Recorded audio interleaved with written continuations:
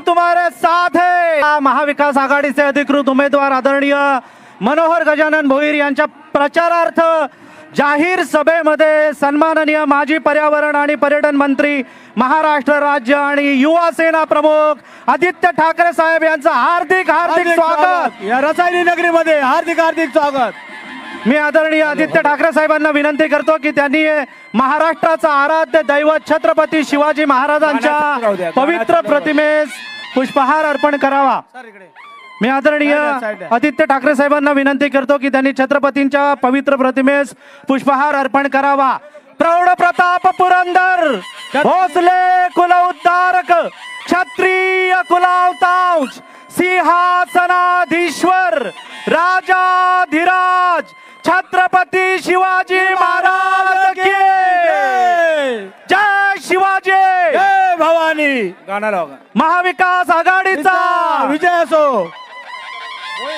महाविकास जरा जोरदार टाळ्या वाजून सन्माननीय आदित्य ठाकरे साहेबांना आपण अभिवादन करायचं आहे। मनोहर शेठ आगे बढ़ो, हम तुम्हारे साथ है। मनोहर शेठ भोईर आगे बढ़ो। शिवसेनेच्या झंझावाताने उडून जातो पाला पाचोळा, लढत राहतो प्राणपणाने तोच खरा मराठी मावळा। अशा या मराठी मावळ्यांचे सरसेनापती, हिंदू हृदय सम्राट, शिवसेना प्रमुख स्वर्गीय बाळासाहेब ठाकरे यांच्या कृपाशीर्वादानं 190 उरण विधानसभा महाविकास आघाडीचे अधिकृत उमेदवार आदरणीय मनोहर गजानन भोईर यांच्या प्रचारार्थ या जाहीर सभेमध्ये सन्माननीय माजी पर्यावरण आणि पर्यटन मंत्री, महाराष्ट्र राज्य युवा सेना प्रमुख आदरणीय आदित्य ठाकरे साहेबांचं स्वागत। जरा जोरदार टाळ्या पुन्हा एकदा वाजून आपण त्यांचं स्वागत आपण इथे करूया।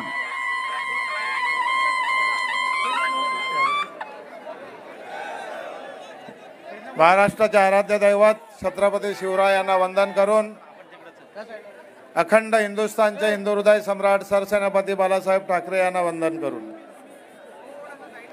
शिवसेना पक्षप्रमुख आदरणीय उद्धवजी ठाकरे, राष्ट्रवादी शरदचंद्र पवार गटाचे मुख्य अध्यक्ष शरदचंद्र पवार साहेब, काँग्रेसचे नेते राहुल गांधी साहेब यांना वंदन करून मंचावर उपस्थित शिवसेनेचे युवा नेतृत्व आणि ज्यांनी अखंड महाराष्ट्राला युवांना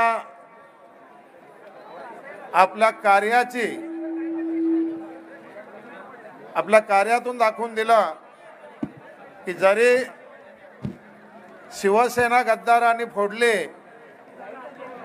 तरी शिवसेनेचा शावा कधी घाबरणार नाही, अशा आपले सन्माननीय आदित्य ठाकरे,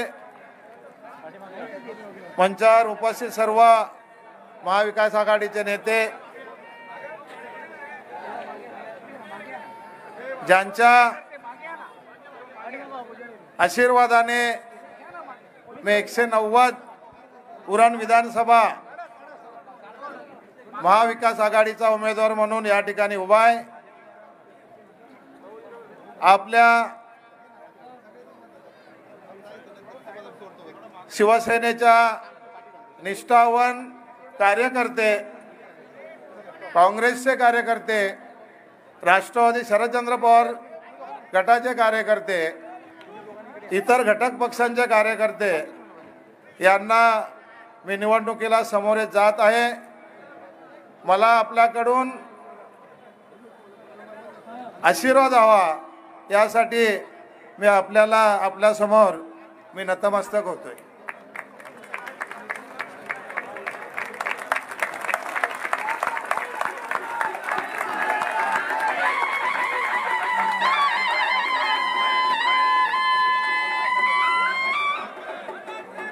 ही निवडणूक सत्य आणि असत्याची निवडणूक आहे। राजकारणामध्ये अनेक घटना घडत असतात,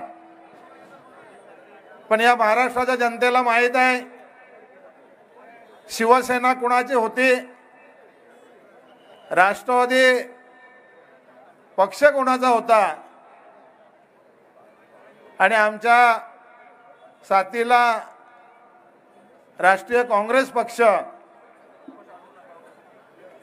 ह्या तिन्ही पक्षा मिळून खऱ्या अर्थानं इंडिया आघाडी ही स्थापन झाली आणि महाराष्ट्रामध्ये लोकसभेला सत्याचा विजय झाला आणि तो सत्याचा विजय पुन्हा या उरण विधानसभेमध्ये व्हावा यासाठी मी आपल्या समोर नतमस्तक झालेलोच आहे.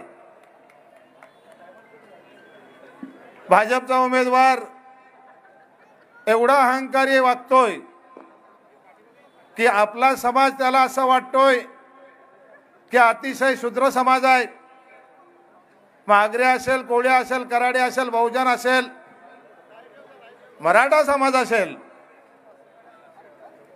त्याला पैशाचा माज आलेला आहे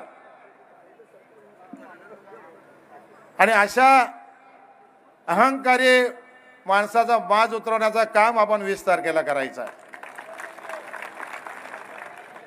आमचा धनुष्यबाण जरी तुम्ही चोरला तरी परमेश्वराने आम्हाला मशाल दिलेली आहे. ती मशाल आता पेटून आपण सगळीकडे प्रकाश निर्माण करायचा आहे. आणि म्हणून या परिसरातील माझा आदिवासी बांधव असेल, या परिसरातील माझा मराठा बांधव असेल, आगरी बांधव असेल, कोळी असेल, कुणबी असेल, बहुजन समाज असेल, मुस्लिम असेल, मी सर्वांना या ठिकाणी आव्हान करतो की 5 वर्षामध्ये या माणसानं कधी खेडोपाड्यांचा विकास केला नाही. पण मनोहर भोईर 15 वर्ष जिल्हा परिषदेमध्ये काम करत होता. संपूर्ण रायगडमध्ये मनोहर भोईर फिरलेला आहे आणि ह्या भागाचा जिल्हा परिषदेच्या माध्यमातून विकास केलाच. पण मी आमदार असताना सुद्धा मी प्रत्येक गावात, प्रत्येक वाडीत, प्रत्येक खेड्यामध्ये मी काम केलेलं आहे. हा काय म्हणतोय, मी 6,500ची विकास केला. आमचे नेते या ठिकाणी बसलेले आहेत. महाराष्ट्र विधानसभेच्या सदस्याला वर्षाला 2 ते 3 कोटी मिळतात आणि 5 वर्षामध्ये 15 कोटी, 20 कोटी, 25 कोटी मिळू शकतील. 6,500 कोटी कुठून आले? पण हे 6,500 कोटी हे केंद्र सरकारच्या JNPTचा NH हाय असेल, ब्रिजेस असतील, ते मी केले असं म्हणतोय. हा देशाचा दळणवळण मंत्री आहे की देशाचा पंतप्रधान आहे ह्याचा विचार करा. म्हणजे हा एवढा अहंकारी. जल जीवन मिशन योजना आम्ही आणल्या, त्याही आमच्या योजना म्हणतोय. रस्ते बजेटमध्ये झाले, तेही आम्हीच केलं म्हणतोय. या भाजपच्या आमदारांनी कोरोनामध्ये CM फंड म्हणून आमदारांनी द्यायचा असतो, तो यांनी PM फंड दिला. म्हणजे महाराष्ट्र विधानसभेचे सदस्य भाजपचे असताना सुद्धा महाराष्ट्राची जनता कोरोनामध्ये होरपूळ निघाले होते. अनेकांचं त्या ठिकाणी जीव जात होते. पण ह्या भाजपच्या आमदारांनी 1 रुपया कोरोनामध्ये दिला नाही, त्यांनी पंतप्रधान निधी म्हणून दिला. पण मनोहर भोईर आमदार नसताना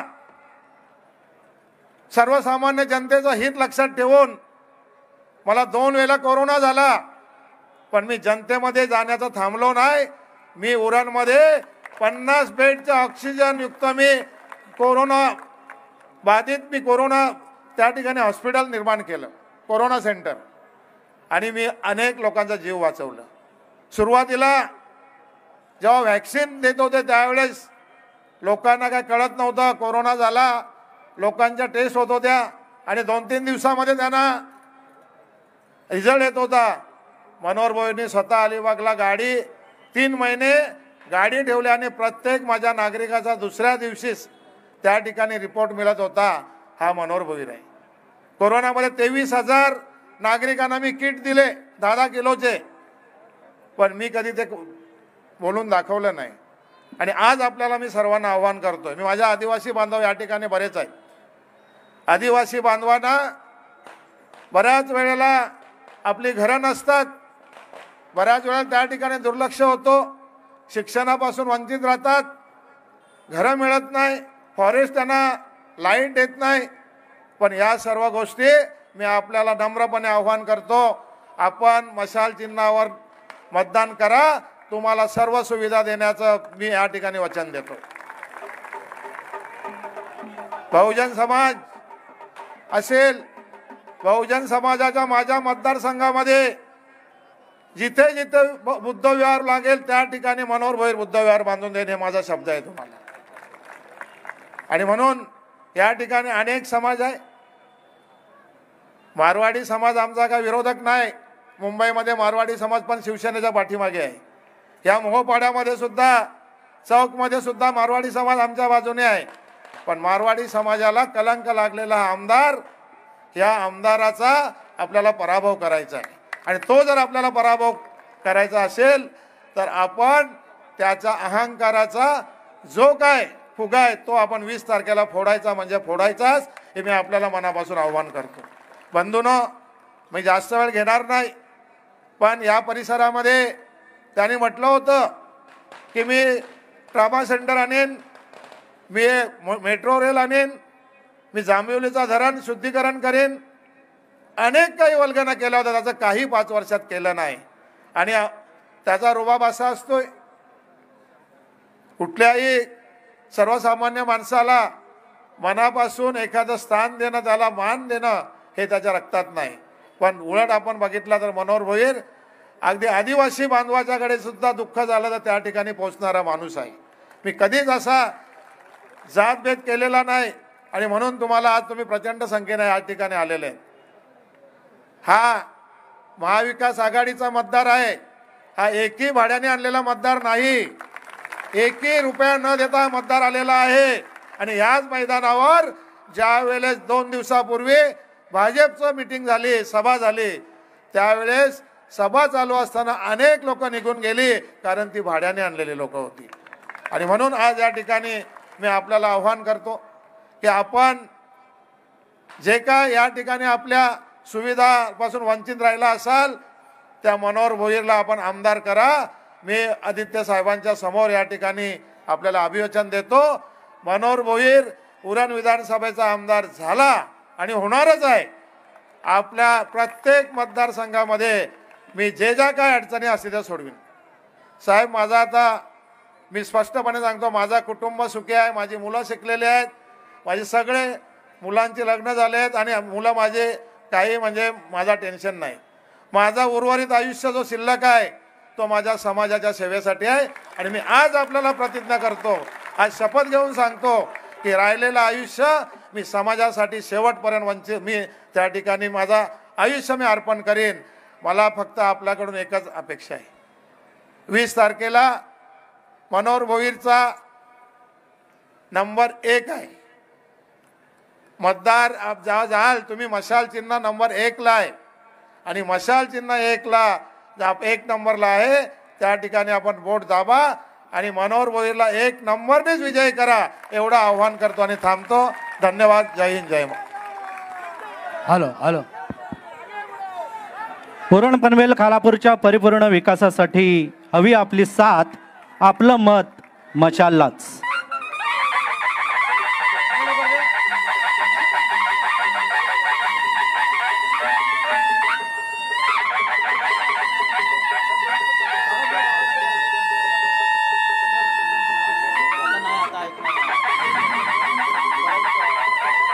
जय महाराष्ट्र.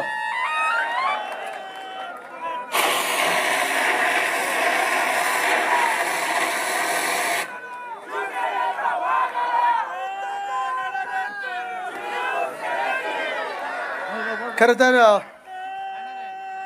दिवसभर वेगळ्या वेगळ्या सभा समारंभ प्रचार करून करून गाडीत कुठेतरी वाटत होतं की कधी ना तरी हे आठवड्यापर्यंत थोडा थकवा जाणवायला लागलेला, पण आपल्या सर्वाला पाहून तो थकवा दूर निघून गेलेला आहे. भोईर साहेब, आपण बसून घ्या. विधान भवनात तयारी बसायची सुरू करून घ्या.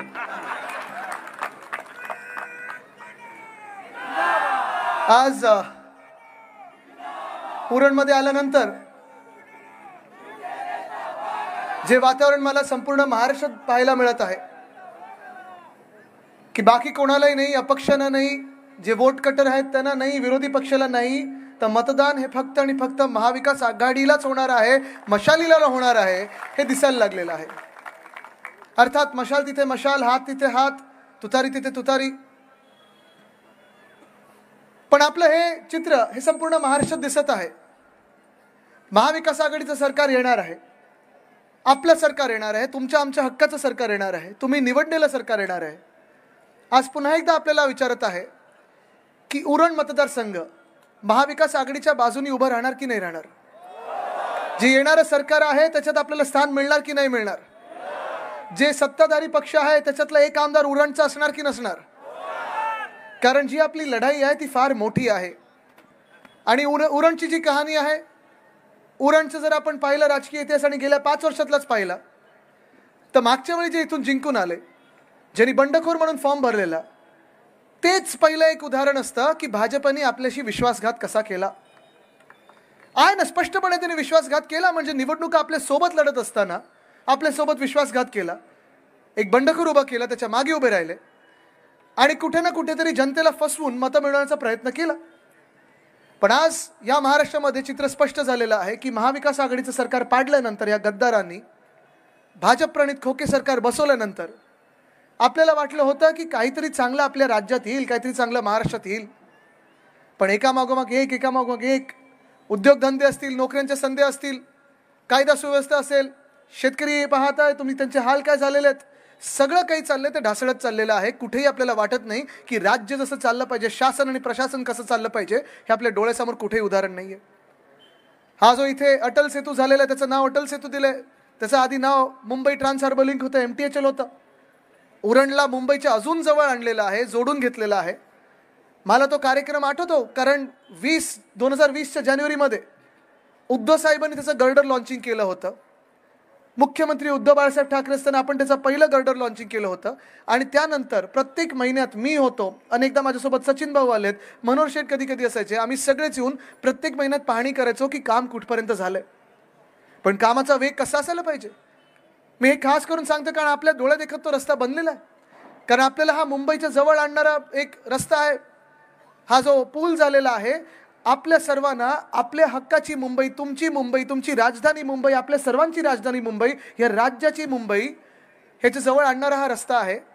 आपलं सरकार असेपर्यंत 82% काम झालं होतं. आपलं सरकार जून 2022 मध्ये पाडलं या गद्दारांनी. आणि तेव्हापासून एकनाथ शिंदेकडे हे खातं आहे. 2022 पासून 2024 पर्यंत हे काम पूर्णच झालं नव्हतं. का तर कुठे ना कुठेतरी ह्यांना कॉन्ट्रॅक्टर बदलायचं होता, कुठे ना कुठेतरी यांना पैसे वाढून घ्यायचे होते. प्रत्येक कामात एस्केलेशन, आणि तुम्ही तर जवळून पाहिलेलं आहे. कारण कॉन्ट्रॅक्टर्स म्हटलं, रस्त्याची कामं म्हटली, ग्रॅव्हल खडी म्हटलं की साधारण हा मतदारसंघ लोकांच्या डोळ्यासमोर येतोच. पण ज्या प्रकारे काही आवडत्या कॉन्ट्रॅक्टरना पुढे आणलं जात आहे, बाकीच्या कॉन्ट्रॅक्टरना छळलं जात आहे, खडीचा घोटाळा जो झाला मध्ये, स्थानिक जनतेला हैराण केलं जात आहे, स्थानिक जनतेच्या पाकिटमारी होते आहे, ह्याच्या विरोधात आपण गेले 2 वर्ष लढा दिला. तो लढा जो 2 वर्ष आपल्या डोळ्यासमोर होता, आपण प्रत्येक महिन्यात वाट पाहायचो की सर्वोच्च न्यायालय आता तरी निकाल देईल.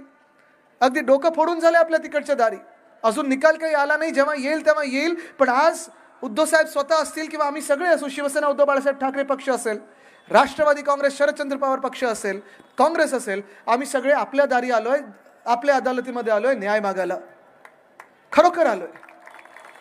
या देशामध्ये जनता की अदालत सोडून मला वाटत नाही कुठचं दुसरं मोठं अदालत असेल किंवा न्यायालय असेल.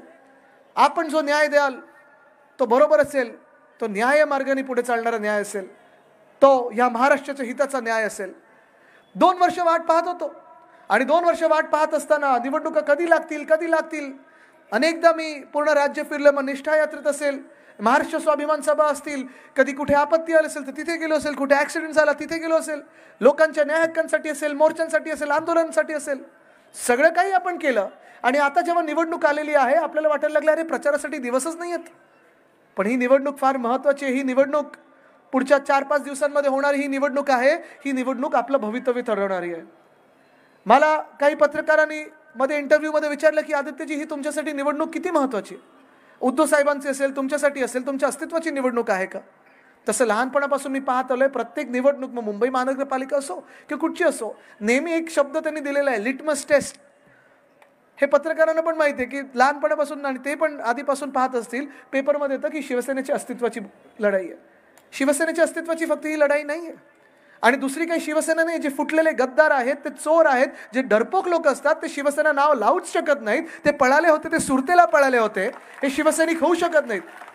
जे गुवाहाटीला गेले आणि काय डोंगर झाडीबिडी पाहून आले, ते शिवसैनिक होऊ शकत नाहीत.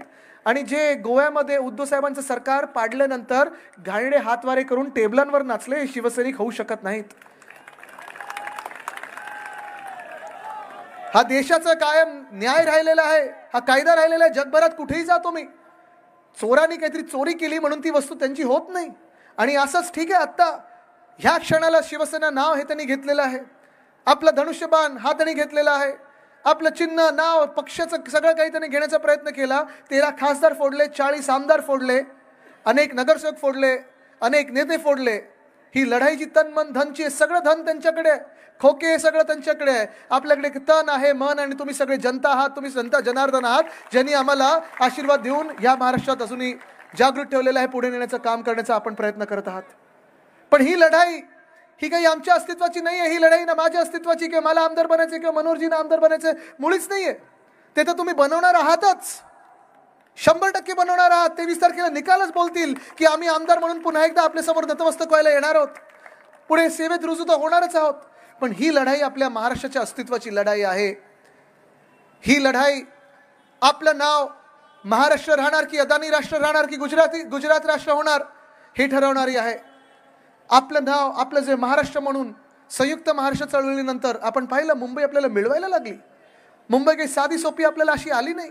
मुंबईसाठी लढायला लागले. 105 हुतात्म्यांनी जीव दिलेत आपले, अनेक आंदोलनं झाली, लाठे काठ्या खाल्लेल्या, सगळं काही झाल्यानंतर मुंबई आपल्याला मिळवायला लागली, जिंकायला लागली. ह्या मुंबईवर डोळा हा नेहमी दिल्लीश्वराचा होता आणि गुजरातचा होता, तो अजूनही आहे आणि तो आता कायम आहे. हे जे भूत आहे ते आजूबाजूला दिसतंय आपल्याला, कुठच्या रूपांमध्ये दिसतंय. एका बाजूला आपण पाहिलं, अनेक वर्ष प्रयत्न सुरू होता, कुठून तरी चर्चा सुरू करायची की मुंबईला गुजरातला जोडायचं का, आम्ही होऊ देणार नाही.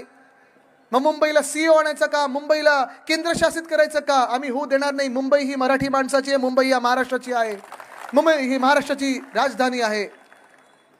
पण मग मुंबई जिंकायचा प्रयत्न झाला, भाजपने आपल्यासोबत येऊन जिंकण्याचा प्रयत्न केला. आपल्यासोबत होते तेव्हा कदाचित त्यांच्या सीटा निवडून यायच्या.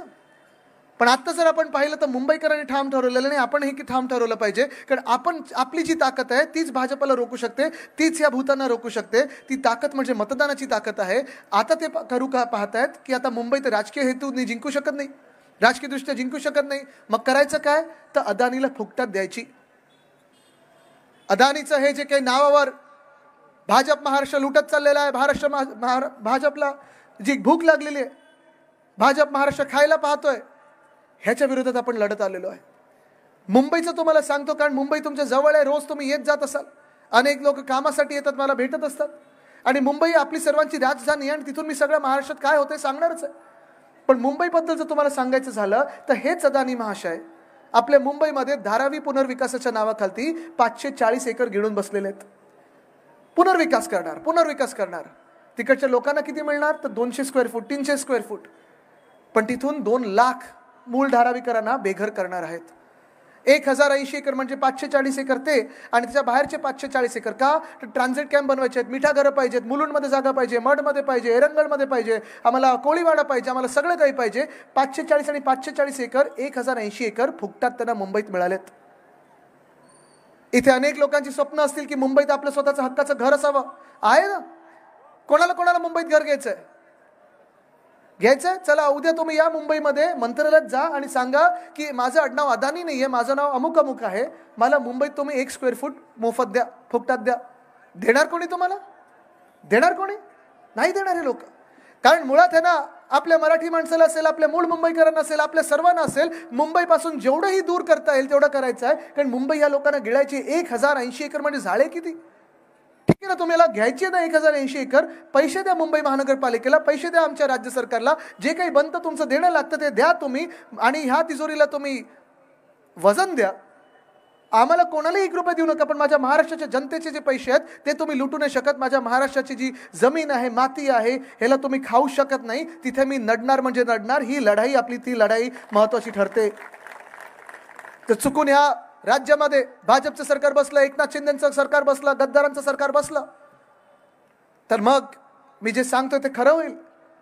महाराष्ट्राचं नाव हे अदानी राष्ट्र करतील, कारण ह्यांना नुसतं अदानीला मुंबईत सीमित ठेवायचं नाहीये. आता कोकणामध्ये कुठेतरी धरण बांधायला, कोल्हापूरमध्ये अजून काहीतरी एक तलाव खेळायला, कुठेतरी हायड्रोचा पॉवरचा प्लांट, कुठेतरी एअरपोर्ट, हे सगळं हळूहळू अदानीमय करत चाललंय. तिथे तर आलंच ना नवी मुंबई एअरपोर्टमध्ये. पण मला तुम्ही सांगा, ह्यांचा जो महाराष्ट्र द्वेष आहे, भाजपच्या मनात जो महाराष्ट्र द्वेष आहे, जे महाराष्ट्रद्रोही भाजपवाले आहेत आणि एकनाथ शिंदे आहेत, ह्या लोकांच्या मनात एवढा द्वेष आपल्या महाराष्ट्राबद्दल की साधं नामकरण पण करत नाहीत आपल्या एअरपोर्टचं. जे विमानतळाचं आपण नामकरण केलं, उद्धव साहेबांच्या मंत्रिमंडळात आपण निर्णय घेतला होता. 2 महत्त्वाचे निर्णय घेतले ते विमानतळाचे. जे छत्रपती संभाजीनगरमध्ये आहे तिकडचं ते विमानतळाचं नाव आपण 2020 मध्येच छत्रपती संभाजी महाराज आंतरराष्ट्रीय विमानतळ असं केलं होतं. पण भाजपने आम्हाला कारण काय दिलं त्यावेळी, की नाही आम्ही व्यक्तीवर कुठचंही आता विमानतळाचं नाव देत नाही, आम्हाला शहराच्याच नावानं द्यायला लागेल. तरी आपण पाठपुरावा करत राहिलो. सुभाष देसाई साहेब असतील, आम्ही सगळेच केंद्र सरकारकडे मागत राहिलो. पण आता झालेत किती वर्ष? 4 वर्ष झाले. नाव बदलले त्यांनी? नाही बदलले. तसंच नवी मुंबई विमानतळाचं नाव आपण श्री दी.बा. पाटील आंतरराष्ट्रीय विमानतळ असं करून घेतलं होतं. उद्धव साहेबांच्या मंत्रिमंडळाचा निर्णय आहे. सरकार पडून 2.5 वर्ष झालेली आहेत. नाव अधिकृतरित्या कुठेही झालेलं आहे का? नाव अधिकृतरित्या तेव्हाच होतं जेव्हा शासन निर्णय निघतो. जसं अदानीसाठी तुम्ही फटाफट शासन निर्णय करता. अनेकदा तर असं होतं, अदानी काहीतरी बोलतील त्याच्या आधीच शासन निर्णय झाला असतो की अरे ही जमीन पाहिजे. अदानी इथे हात दाखवतात, शासन निर्णय झाला, तुमच्या नावावर जमीन, तुमच्या नावावर जमीन.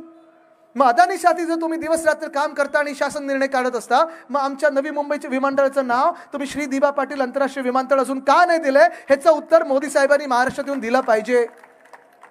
बरं, हे काही विचित्र मागणी नव्हती आपली, विचित्र मागणी नाहीच.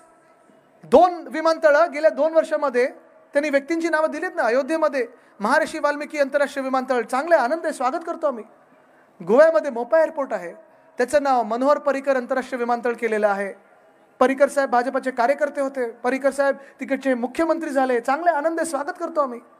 पण जर तुम्ही लगेच गोव्याच्यासाठी करत असाल, तुम्ही अयोध्येसाठी करत असाल, तुमच्या व्यक्तीच्या नावांसाठी करत असाल, मग माझ्या महाराष्ट्राने काय पाप केलेलं आहे, काय अन्याय तुम्ही आमच्यावर करत आहात असा, की आमचं काय पाप केलं, हा गुन्हा काय आमचं सांगा. का नाही तुम्ही छत्रपती संभाजीनगरमध्ये छत्रपती संभाजी महाराजांच्या नावाने विमानतळ करत? का नाही तुम्ही नवी मुंबईमध्ये आमचे श्री दी.बा. पाटील यांच्या नावाने विमानतळ करत? आपलं सरकार जेव्हा बनेल तेव्हा केंद्र सरकारने कायदा करो किंवा नको करो, आपण तिथे अभिमानाने ती पाठीचं अनावरण करणार म्हणजे करणारच. पण आपले जे आगरी कोळी बांधव आहेत त्यांनी खास करून लक्षात घ्यावं हे. कारण आज मी पाहतो या महाराष्ट्रामध्ये जणू काही ह्या लोकांना संपूर्णपणे बाहेरच पाठवायचं, उद्ध्वस्त करून टाकायचं आहे, असे निर्णय हे भाजप सरकार घ्यायला लागले, एकनाथ शिंदे सरकार घ्यायला लागले. मुंबईमध्ये छत्रपती शिवाजी महाराज मंडई, अनेक वर्ष तिथे कोळी बांधव आपले मत्स्य व्यवसाय करत आलेले आहेत, मासे विक्रेते करत आहेत. पण पियुष गोयल साहेबांसारखे मंत्री त्यांच्यामध्ये ज्यांना मासे दिसले की नाक बंद करायला लागतं, नाक तोंड डोळे सगळं बंद करतात. यांच्यासाठी ती आता मंडई विकायला काढलेली आहे, तिथून मासे विक्रेत्यांना बाहेर काढलेलं आहे. ड्राफ्ट हाऊसिंग पॉलिसी या 2024ची 30 ऑक्टोबरपर्यंत ज्याची मर्यादा होती, त्याच्यात तुम्ही पाहिलं असेल, गावठाणं असतील, आपली आदिवासी गावठाणं असतील, आपली गावठाणं, आपले कोळीवाडे, या ड्राफ्ट हाऊसिंग पॉलिसीमध्ये त्यांनी काय उल्लेख केलाय सचिन भाऊ? आपल्या मतदारसंघात देखील कोळीवाडा आहे. महाराष्ट्राच्या 7 जिल्ह्यांमध्ये कोळीवाडा आहे, गावठाणं तर संपूर्ण महाराष्ट्रात आहेत. त्यांनी एकनाथ शिंदेचं हे मत आहे, भाजपचं हे मत आहे की गावठाणं जे असतील आणि कोळीवाडे जे असतील, ज्याचं सीमांकन आपण सुरू केलं होतं, ह्या लोकांनी स्थगिती दिली. जसं आपण आई एकविरा देवी, त्या ज्या पायऱ्या आहेत, आई एकविरा देवी आमचं जे कुलदैवत आहे, तिथे फर्निक्युलर रेल्वे करणार होतो, पायऱ्या नीट करून घेत होतो, तिकडची दुकानांना चांगलं करून घेत होतो, त्याला पण ह्याच सरकारने स्थगिती दिली. तसंच या कोळीवाड्यांना आणि गावठाणांना एकनाथ शिंदेचं स्वप्न आहे आणि भाजपचं स्वप्न आहे की सगळी जागा जी आपण आज एकरांवर बसलेलो आहोत, त्यांना सगळ्यांना स्क्वेअर फुटामध्ये आणायचं, क्लस्टर डेव्हलपमेंटमध्ये आणायचं. मान्य आहे? मान्य आहे? होऊ शकतो हा न्याय? जे आपले मूल भूमिपुत्र राहिलेले आहेत, कोळी बांधव असतील, आगरी समाज असेल, भंडारी समाज असेल, अनेक समाज जे आपल्या महाराष्ट्रात राहतात आणि खास करून जे गावठाणांमध्ये राहतात, आदिवासी समाज असेल, हेच सगळ्या लोकांना आपण पाहतो. पारंपरिक जे त्यांचे व्यवसाय आहेत, एकरांवर बसलेले आहेत आणि ह्यांना जीवनमान असंच असतं. त्यांचं जीवन हे त्याच्यातच आहे, त्यांचा व्यवसाय म्हणजे त्यांचं जीवन आणि जीवन म्हणजे त्यांचा व्यवसाय असतो. त्यांची ओळखच त्यांची संस्कृती आहे आणि ही संस्कृती त्यांना एकरांमध्ये बसलेले कोळीवाड्यांमध्ये आणि गावठाणांमध्ये जगायला लागते. जगवत आलेले ते एवढे वर्ष, पाळत आलेले ते. पण काय आहे ना, भूत सुचले नवीन डोक्यात बसले, मला माहित नाही ना अदानीला द्यायचंय की कुठच्या बिल्डरांना द्यायचंय. पण सगळे कोळीवाडे आणि सगळी गावठाणं सगळ्यांना एकत्र करणार क्लस्टरच्या नावाखालती. क्लस्टर म्हणजे स्लमसाठी दुसरं गोंडस नाव, हे स्लमसाठी क्लस्टर आहे. SRA मध्ये हे ना आणायचंय कोळीवाड्यानं, SRA मध्ये आणायचं आहे ना गावठाणानं. आणि भाजपचा एकही आमदार, अनेकदा मी पाहतो की खूप यांच्या मतदारसंघांमध्ये कोळीवाडे आहेत, गावठाणं आहेत, भाजपचे तिथे तिथे आमदार आले 2019 मध्ये निवडून, पण एकही आमदारनी विरोध केला नाही. कारण त्याच भाजपला हे सगळे कोळीवाडे असतील, हे सगळी गावठाणं असतील, त्यांना द्यायचे, ते बिल्डरांच्या घशात द्यायचे. उंच इमारती बनतील, आपल्याला छोट्या खोल्यांमध्ये डांबतील, आपले व्यवसाय बंद करतील. आणि ह्याच लोकांसाठी, ह्याच बिल्डरांसाठी पुढची सगळी जमीन आहे समुद्रकाठी, काय प्रॉपर्टी करून देऊन टाकतील अदानीच्या घशात किंवा यांच्या बिल्डरांच्या घशात. मी सांगितलेलं आहे, आपल्या शिवसेनेच्या वचननाम्यात आहे, उद्धव बाळासाहेब ठाकरे ह्या व्यक्तीचा शब्द आहे की ज्या मिनिटाला आपलं महाविकास आघाडीचं सरकार पुन्हा एकदा बनेल, त्या मिनिटाला आपण सगळ्या कोळीवाड्यांचं सीमांकन पूर्ण केल्याशिवाय राहणार नाही. पूर्ण करणार म्हणजे करणारच. गावठाणांना जी मूलभूत सुविधा पाहिजे, इलेक्ट्रिसिटी असेल, रस्ते असतील, हे तर आपण करणार. कुठेही त्यांच्या पारंपरिक व्यवसायाला किंवा संस्कृतीला हात न लावता, धक्का न लावता. पण जर मुंबईतली 1080 एकरची जमीन अदानीच्या नावावर होत असेल, तर मग कोळीवाड्यांमध्ये माझ्या कोळी बांधवांच्या नावावर त्यांचं प्रॉपर्टी कार्ड अजून का नाही होत, हा देखील एक प्रश्न विचारण्यासारखा आहे. गावठाणं असतील, का नाही होत त्यांच्या नावावर? आणि हे आपण करून दाखवणार. कारण महाराष्ट्राचं जसं मी सांगितलं ना की ही लढाई आज आपलं राज्य महाराष्ट्र म्हणून राहणार की अदानी राष्ट्र म्हणून होणार, हे आपण ठरवायचं आहे. एकामागोमाग एक कुठे ना कुठेतरी आपली संस्कृती मारत चाललेले आहेत. महाराष्ट्रात कधी असे संस्कार नव्हते की तुम्ही काय खाता, तुम्ही कुठचा रंग घालता, त्याच्यावरनं मॉब लिंचिंग होतं किंवा धर्म तुमचा बदलला गेला. धर्म आपला एवढा पोकळ नाही, उथळ नाही. धर्म ही संतांची भूमी आहे, ही वीरांची भूमी आहे. आणि ह्या भाजपवाल्यांनी धर्म काय असतो तो आपल्याला शिकवू नये, हिंदुत्व काय असतं ते आपल्याला शिकवू नये. कारण भाजप जेव्हा हिंदुत्व विसरलं होतं, भाजप जेव्हा भगवान श्रीरामाला विसरलं होतं, तेव्हा उद्धव साहेब तिथे गेले होते अयोध्येत आणि सांगितलं होतं पहिले मंदिर फिर सरकार. सरकार आल्यानंतर काँग्रेसचे काही आमदार आपल्या सोबत आले. उद्धव साहेब मुख्यमंत्री असताना कदाचित मुख्यमंत्री योगी आदित्यनाथांच्या आधी देखील उद्धव साहेब म्हणून पहिले मुख्यमंत्री असतील जे तिथे अयोध्येला गेले आणि श्री रामलालचं दर्शन घेतलेलं आहे. पण मोदी साहेबांनी काय केलं? त्यांचं हिंदुत्व दाखवण्यासाठी, त्यांच्या स्वार्थासाठी निवडणुकीच्या आधी त्यांनी एका अर्धवट मंदिराचं उद्घाटन केलं. हे पाप आहे. अर्धवट मंदिराचं कधी अनावरण करत नाही, स्वार्थासाठी तर मुळीच नाही करत. पण हेच ते जे आपल्याला शिकवायला आलेत ना, एक रहेंगे तो सेफ रहेंगे सांगतात, मग दुसरे येऊन सांगतात बटेंगे तो कटेंगे. हे यांचं एवढंच चालतं, बटेंगे कटेंगे छाटेंगे लुटेंगे मारेंगे पिटेंगे, ह्याच्या पुढे भाजप जातच नाही. कधी कधी मला वाटतं हे चांगले रॅप करतील, बटेंगे कटेंगे मारेंगे लटेंगे वगैरे. काय तुम्ही राज्यकर्ते आहात की रॅपर आहात? तुम्ही गाण्याच्या क्षेत्रात आलं म्हणजे रॅपर पण चांगले रॅप लिहितात, पण हे एवढंच त्यांचं बटेंगे तो कटेंगे बटेंगे तो कटेंगे. 10 वर्षात तुमचं बहुमताचं सरकार होतं या देशावर, तुम्ही देशाला दिलं काय हे पहिलं आम्हाला सांगा. 75 वर्षाच्या इतिहासात कधी कोण बटलं नाही, कटलं नाही. कधी हिंदू खत्रेमध्ये आम्ही ऐकलं नव्हतं. भाजपचं जेव्हा बहुमताचं सरकार आलं तेव्हा हिंदू खत्रेमध्ये आम्ही ऐकायला लागलो. मग भाजप नव्हती तेव्हा बरे होतो आपण. सोपी गोष्ट. पण आज मी तुम्हाला सांगत आहे बटेंगे तो कटेंगे खरं आहे. जर आपण विखुरले गेलो तर आपला पाकिट भाजप कापेल. कारण बटेंगे कटेंगे लुटेंगे हेच भाजपचं धोरण आहे. मग दुसरे येऊन म्हणतात एक रहेंगे तो सेफ रहेंगे, त्यांच्याशी मी खूप सहमत आहे. आपण जर एक राहिलो ना महाराष्ट्र म्हणून तर भाजप से 2 हात दूर सेफ रहेंगे. कारण ह्या देशामध्ये खास करून 2013 पासून तुम्ही अभ्यास करा, हरियाणाचा करा, राजस्थानचा करा, गुजरातचा करा, महाराष्ट्राचा करा, अनेक राज्यांचा करा. तिथे प्रत्येक राज्यामध्ये जिथे जिथे भाजप राज्य सरकार त्यांनी स्थापना केली आहेत त्या राज्यांमध्ये ह्यांनी दंगली घडवल्या आहेत. त्या नुसतं हिंदू मुस्लिम नाही तर हिंदूंमध्ये जातींमध्ये पण, पोट जातींमध्ये पण. मग कोणातरी कुठे आंदोलनं बसव, त्याच्या विरुद्ध दुसऱ्याला कोणातरी उठव, थिंगी पाडायची, दंगली घडवून आणायच्या. आणि मग हे सगळं केल्यानंतर भाजप येतं आणि जिंकून जातं. पुढे त्या राज्याचं काय होतं हे आपल्याला कधीच पुढे ऐकू येत नाही. आज आपण पाहतोय महिलांसाठी जे भाजपनी मध्यंतरीच्या काळात 1500 रुपये हे एकनाथ शिंदे आणि भाजप देणार होते. 2 महिन्यापूर्वी स्कीम सुरू केली आहे. कधी स्कीम सुरू केली? 2 महिन्यापूर्वी. म्हणजे लोकसभेत त्यांचा पराभव दिसलाय ना, महाराष्ट्रात हरणार हे दिसलं, त्यानंतर ही स्कीम सुरू केलेली आहे. किती देणार तो? आता किती देतात? आता येत नाहीत. तुम्हाला काय माहिती आहे? पण ठेव पण आता येत नाही. आणि यायचे किती? 1500. बघा भाजप आणि एकनाथ शिंदे किती मोठे जादूगर आहेत, तुम्हाला दाखवतो एका मिनिटात. आता किती देतात हे? 1500, बरोबर आहे ना? आता तुम्ही जरा 2014 मध्ये जा, किती देणार होते प्रत्येकाला? आणि फक्त महिलांना देणार की सगळ्यांना देणार होते? आता डोळे मिटा, मोजा, 10 वर्ष मोजा आणि 2024 मध्ये परत या. आता किती झाले? म्हणजे 15 लाख देणार होते ते 1500 वर आलेले आहेत. तुम्हाला लिहून देतो मी, जर यांचं सरकार चुकून एकदा आपल्या डोक्यावर बसलं तर हे ना 150 रुपये देण्यात पण कुठे लाज वाटणार नाही. एवढे निर्लज्ज लोक आहेत. काल परवाकडेच मी योगी आदित्यनाथजींचा एक फोटो बघितला, 300 रुपयाचा चेक वाटप करताना. मुख्यमंत्री उत्तर प्रदेशचे 300 रुपयाचा चेकचं वाटप करतात. पण हेच आहे त्यांचं, खोटं बोलायचं, सतत खोटं बोलायचं, फसवायचं. पण महाराष्ट्रातल्या महिला देखील हुशार आहेत. सगळ्यांना माहिती, आता ते सांगतात, भाजपवाले सांगतात, अजित पवार साहेब सांगतात की आम्ही 2100 देऊ, त्याच्या पलीकडे देणं काही शक्य नाही, आम्ही खोटं बोलतोय असं ते सांगतात. मी त्यांना सांगत आहे, आम्ही करून दाखवणार म्हणजे दाखवणार. तुम्हाला जमलं नाही तर तुम्ही घरी बसा. आम्ही 3000 रुपये प्रति महिना महिलांना देऊ म्हणजे देऊच, दुप्पट देऊ. कारण महिलांचा सन्मान हा झालाच पाहिजे, महिलांचा आदर हा झालाच पाहिजे. आणि महिलांना आधारी देणं गरजेचं आहे. कारण महिला ह्या फक्त समाज आणि घरात एवढंच नाही, तर महिला आज कंपन्या चालवायला लागलेल्या आहेत, महिला ऑफिस चालवत आहेत, सगळं काही पाहत आहेत.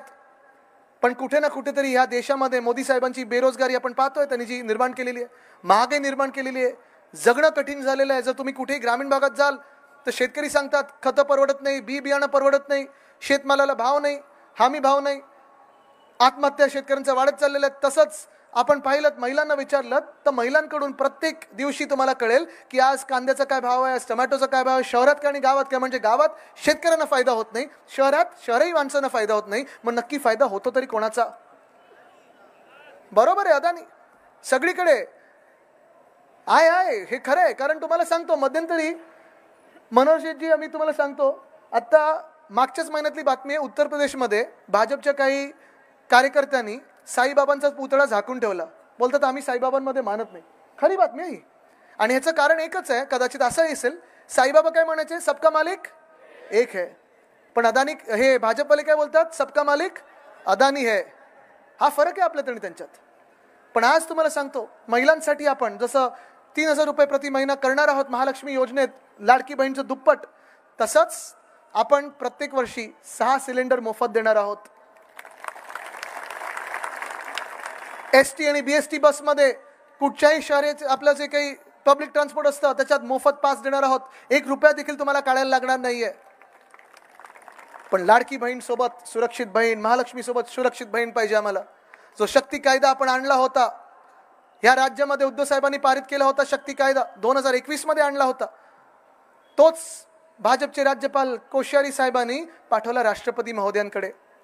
जवळपास 4 वर्ष झाली, 3 वर्ष झाली, तो कायदा अजून प्रलंबित आहे. भाजपला त्या कायद्याची भीती काय आहे हाच प्रश्न मला कधी कळला नाहीये. कदाचित प्रधानमंत्री महोदय ज्या रेवण्णा राक्षसासाठी प्रचार करून आले, ज्यांनी 2000 महिलांवर रेप केलेला आहे, त्याच्यासाठी भीती वाटते का? त्या रेवण्णा जेलमध्ये जाईल त्याच्यासाठी भीती वाटते? जे आज आपण पाहतो, एकनाथ शिंदे सरकारमध्ये 2 असे आमदार होते ज्यांना मंत्री केलं होतं. एकेने सुप्रियाताई सुळेंना घाणेरड्या शिव्या दिल्या होत्या, दुसऱ्यांवर भयानक आरोप होते, उद्धव साहेबांनी त्यांची हकलपट्टी करून टाकलेली, त्यांना ह्यांनी पुन्हा घेतलं मंत्रिमंडळात. असले लोक तुमचे लाडके भाऊ होऊ शकतात का? होऊ शकतात का? आपण पाहतोय ना. मग तसं गुजरातमध्ये पाहिलं तर बिल्किस बानोवर, म्हणजे तिच्या मुलीची डोकं चिरडून तिच्या डोळ्यासमोर हत्या करून टाकली. ज्या लोकांनी तिचा बलात्कार केला त्या लोकांना सुप्रीम कोर्टाने जेलमध्ये टाकलं होतं. सुप्रीम कोर्टाचा अवमान करून भाजपच्या कार्यकर्त्यांनी बिल्किस बानोच्या बलात्काऱ्यांना रस्त्यावर आणलं, आरती ओवाळली आणि प्रचारात फिरवलं. हे असले तुमचे लाडके भाऊ होऊ शकतात, जे खुनी लोकांना, जे बलात्काऱ्यांना त्यांच्या पक्षात घेतात, पद देतात, मंत्रीपद देतात, होऊ शकतात आपले असे लाडके भाऊ? नाही होऊ शकत. आणि म्हणून मी सांगतो ना, आपल्या हिंदुत्वात आणि त्यांच्या हिंदुत्वात फरक हाच आहे की जो विचार माझे आजोबा वंदनीय हिंदू सम्राट बाळासाहेब ठाकरेंनी दिलेला आहे की महिला या सुरक्षितच असायला पाहिजेत. मग त्या महिलेची जात कुठची असो, धर्म कुठचा असो, पंथ कुठचा असो, ते न पाहता जो बलात्कारी असेल त्या बलात्काराची देखील जातपात धर्म न पाहता त्या बलात्काराला भर चौकात फाशीच झाली पाहिजे. हे हिंदुत्व आपलं आहे आणि हाच विचार आपण पुढे घेऊन चाललेलो आहे. पण एकामागोमाग एक खच्चीकरण करत जायचं. आज आपण पाहतो या राज्याला गृहमंत्री आहेत की नाही हा प्रश्न तर सर्वांना पडलाय. माहितीये का गृहमंत्र्याचं नाव काय? नाही ऐकून आलं काय काय काय काय नाव करून ठेवलं स्वतःच.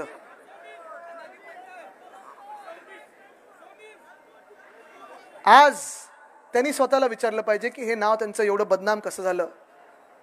कारण ह्या महाराष्ट्रामध्ये गेल्या 2 वर्षामध्ये जसं दंगल घडवण्याचा प्रयत्न झालाय, समाजामध्ये असेल, जातींमध्ये असेल, धर्मांमध्ये असेल, तसं महिला असुरक्षित झालेल्या आहेत. प्रत्येक शहरामध्ये कुठे कुठेतरी FIR घेतली असते, कुठे नसते घेतली. इथे बदलापूरमध्ये जी घटना झाली, किती दिवस FIR घेतली नव्हती? 10 दिवस. कोणाला? ते आपटेंना वाचवायला. अजून ते आपटे जेलमध्ये गेले नाहीयेत. शाळेचे मालक जे आहेत ते जेलमध्ये गेले नाहीयेत. पण हे सगळं होत असताना आपण पाहतोय पुण्यामध्ये पोलीस APR हमला झालेला आहे. कुठे दगडफेक होते, कुठे काय होतं. आणि एका बाजूला हे होत असताना दुसऱ्या बाजूला आमच्या राज्यातून सगळे उद्योगधंदे, सगळ्या नोकऱ्यांच्या संध्या, सगळे रोजगार पाठवलेत त्यांनी गुजरातला. वेदांता फॉक्सकॉनचा प्रकल्प मी पुन्हा पुन्हा सांगतो कारण मला ती जखम तर झालीच आहे, राग तर आलंच आहे. त्या कामात मी स्वतः होतो तिथे. देसाई साहेब आणि मी त्यांच्याशी बोलणी करत होतो. तळेगावला वेदांता फॉक्सकॉन येणार होतं. 2.25 लाख कोटीचा प्रकल्प होता. 1 लाख तरुण तरुणींना नोकऱ्या मिळाल्या असत्या. तो वेदांता फॉक्सकॉनचा प्रकल्प आपलं सरकार असतं, उद्धव साहेबांचं सरकार असतं तर 100% महाराष्ट्रात आला असता.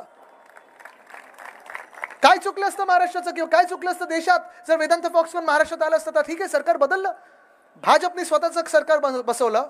घटनाबाह्य जरी असलं, महामानव डॉक्टर बाबासाहेब आंबेडकरांचा अपमान करून जर तरी ते सरकार बसवलं असेल तरी चला 1 मिनिटं मी मानून घेतो की तुम्ही या राज्याच्या भल्यासाठी बसवलं असेल. पण हेच सरकार जे तुमचं बसलं, खोके सरकार, धोके सरकार, घटनाबाह्य सरकार, गद्दारांचं सरकार, चोरांचं सरकार, यांनी अशी काही चोरी केली, असं काही एकदम राजकीय अस्थिरता निर्माण केली की सगळे उद्योग एकामागोमाग एक, जसं सरकार पलटी झाला तसं गेले हे सगळे गुजरातला. एअरबस टाटा मागच्याच आठवड्यात आपल्याकडे निवडणुका घोषित झाल्यानंतर देखील प्रधानमंत्री महोदय ते गेले तिथे बरोड्यामध्ये आणि तिथे रोड शो काढला. कशासाठी? तर तिथे एअरबस टाटाचा प्रकल्प आलाय. कोणी उद्योगमंत्री पण असं रोड शो काढत नाही कुठचा मोठा प्रकल्प स्वतःच्या जिल्ह्यात आल्यानंतर.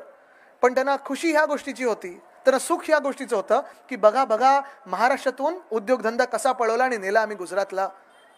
मुंबईमध्ये इंटरनॅशनल फायनान्शियल सर्व्हिसेस सेंटर जे आपल्या हक्काचं होतं, आपल्या मुंबईमध्ये होतं, ते पळवलं त्यांनी गिफ्ट सिटीला सुरतला.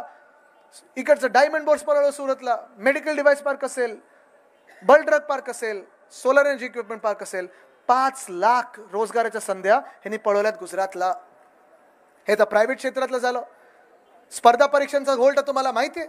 अनेक तरुण मुलं मुली कधी पुण्यात बघतो, कधी कुठेतरी बघतो, आंदोलन करायला लागतं. MPSCच्या समोर आंदोलन करायला लागतं. तहसीलदारची परीक्षा मार्क 200 मिळालेत, कोणाला 225. IAS कोण झालं, IPS कोण झालं, बदली पोस्टिंगसाठी पैसे द्यायला लागतात. पोलीस क्वार्टर खराब हालातमध्ये आहेत. रिटायर्ड पोलीसवाल्यांकडे लक्ष द्यायला कोणी नाही. जे रिटायर्ड सरकारी कर्मचारी आहेत त्यांची जुनी पेन्शन योजना जी आपण सुरू करणार आहोत ती ह्या लोकांनी बंद करून ठेवलेली आहे. पण आज ह्या महाराष्ट्रामध्ये जर काही गरज असेल आपल्याला ती एकाच गोष्टीची आहे, रोजगार रोजगार रोजगार रोजगार निर्मिती ही झालीच पाहिजे. तरुणांचा जो आज मी पाहतोय जे हाल झालेले आहेत, त्रस्त आहेत तरुण, फिरतायत सगळीकडे, कोणी रोजगार देतं का, कोणी रोजगार देतं का. पण हे सरकार आहे रोजगार थंड बसलेलं आहे, कोणाला काही पडलीच नाही. कारण स्वतःचे खोके झालेले आहेत, दुसऱ्यांना धोके देऊन झालेले आहेत, स्वतःला मंत्रीपद मिळालेली आहेत, चांगले संतुष्ट बसलेले आहेत. मग निवडणूक आले की पैसे फेको, तमाशा देखो, हे सगळं त्यांना माहिती आहे. पण महाराष्ट्रात जर आपल्याला परिवर्तन घडवायचं असेल तर आपल्याला इथे रोजगार निर्मिती करायलाच लागेल.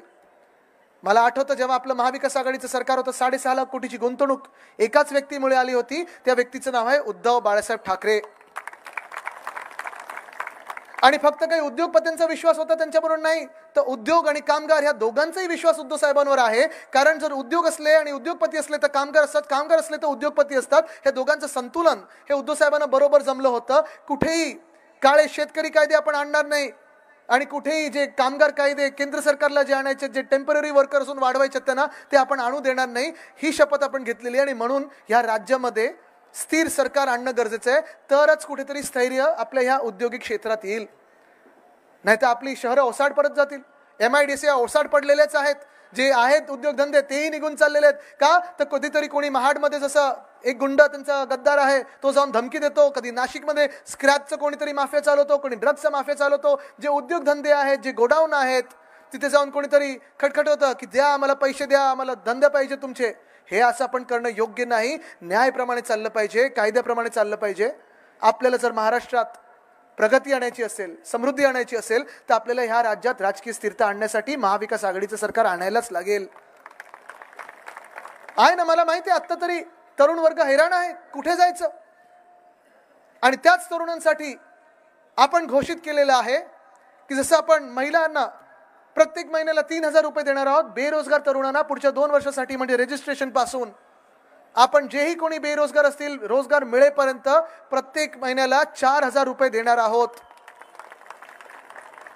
पण त्याचं पहिलं पाऊल, त्याच्या आधीचं पाऊल म्हणजे शिक्षण असतं. शिक्षण हल्ली आपण ते रिक्षावर असतो ना, मुलगी शिकली प्रगती झाली, पण जॉब कुठे आहे, नोकऱ्या कुठे आहेत. मुलगी असेल मुलगा असेल, मुलगा देखील शिकायला पाहिजे, मुलगी देखील शिकायला पाहिजे. मुंबई पब्लिक स्कूल सारखं आपण महाराष्ट्र पब्लिक स्कूल तर बनवूच, पण त्याच सोबत मुलींसारखंच मुलांसाठी शिक्षण देखील आपण मोफत करणार आहोत. महागाई वाढत चाललेली आहे, काही काही ठिकाणी आजारी वाढत चाललेले आहेत. मी जेव्हा इथून जात असतो प्रदूषण पाहत असतो, सगळीकडे धूळ सगळीकडे पसरली असते. कधी काच खालती केली तर हात पूर्ण असं ते काही सिमेंट आणि धूळ लागते. पण हे आजार जिथे वाढत असतात, वातावरणीय बदलाचा काळ आहे, आजारपणं वाढत चाललेली आहेत. कुठे कोणाला आजारी पडू नये ही देवाकडे प्रार्थना आहे, ईश्वरचरणी प्रार्थना आहे. पण प्रत्येक व्यक्तीसाठी या महाराष्ट्रामध्ये उद्धव साहेबांनी सांगितलेलं आहे की 25 लाखापर्यंतची कॅशलेस ट्रीटमेंट आपण या महाराष्ट्रात सुरू करणार आहोत. पण हे सगळं करायला आपल्याला ताकद पाहिजे, कारण हे सगळे येणार भाजपवाले आणि आपल्याला विखुरण्याचा प्रयत्न करणार, आपल्याला सांगणार की आमचं हिंदुत्व पहा, त्यांचं हिंदुत्व पहा. काल परवाकडेच अमित शहाजी आले, नरेंद्र मोदी साहेब आले आणि त्यांनी काय सांगितलं, त्यांनी काँग्रेसवाल्यांना चॅलेंज दिलं होतं की स्वातंत्र्यवीर सावरकरांबद्दल किंवा शिवसेना प्रमुख वंदनीय हिंदू सम्राट बाळासाहेब ठाकरेंबद्दल 2 शब्द बोला. अहो, जेव्हा मुंबईत राहुल गांधी आले होते तेव्हा ते छत्रपती शिवाजी महाराज पार्कवर गेले होते, तिथे मोठ्या साहेबांचे ते स्मृतीस्थळ आहे तिथे नतमस्तक झाले होते. पण तुम्ही आम्हाला हे सगळं विचारण्याशिवाय, आणि आम्ही तुम्हाला सांगतोच ना की आम्ही सगळे म्हणतो या मंचावर की स्वातंत्र्यवीर सावरकर असतील किंवा माझे आजोबा वंदनीय हिंदू सम्राट बाळासाहेब ठाकरे असतील, नुसतं महाराष्ट्राच्या मातीत नाही तर जगाच्या पाठीवर कुठेही जातो तर त्यांच्यासमोर आम्ही नतमस्तक होतोच, आदर आहेच. पण तेही आज वरतून कुठून तरी आपल्यावर बघत असतील की हा माझा महाराष्ट्र काय करणार आहे.